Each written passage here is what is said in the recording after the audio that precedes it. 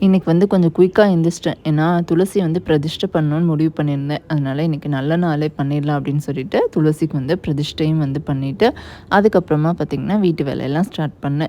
துளசி பிரதிஷ்டை பண்ண வீடியோ எப்படி பண்ணணும், துளசி மெயின்டெயின் எப்படி பண்ணணுன்ற வீடியோ வந்து தனியா லாங் வீடியோல ஷேர் பண்றேன்.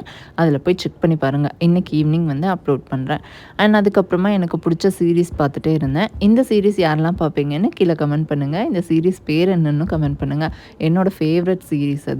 அதுக்கப்புறமா இஞ்சி பூண்டு பேஸ்ட் அரைச்சேன். இஞ்சி பூண்டு பேஸ்ட் வந்து பார்த்திங்கன்னா, எப்போவுமே வந்து வாரத்துக்கு ஒரு தடவ அரைச்சிருவேன். எப்படியும் எனக்கு ஒரு வாரத்துக்கு ஒரு தடவ அரைச்சே ஆகணும். அதனால அத அரைச்சு வச்சுட்டேன். அதுக்கு வந்து பார்த்திங்கன்னா, அரைக்கும்போதே இஞ்சி, பூண்டு அது கூட கொஞ்சம் உப்பு, நெய்யும் சேர்த்து அரைச்சிட்டு, நம்ம டப்பால ஸ்டோர் பண்ணும்போது கொஞ்சம் காய்ச்சின எண்ணெயோ, இல்லைன்னா நார்மல் எண்ணெயோ போட்டு ஸ்டோர் பண்ணி வச்சா கெட்டும் போகாது. சமைக்கும் போதும் பார்த்திங்கன்னா, நெய்யும் அதுவும் ஃப்ளேவர் நல்லாயிருக்கும். அதுக்கப்புறம் பிரியாணி மசாலா அரைச்சு அதையும் வந்து ஸ்டோர் பண்ணி வச்சுட்டேன். அவ்வளோதான். நெக்ஸ்ட் மீட் பண்ணலாம். பாய்.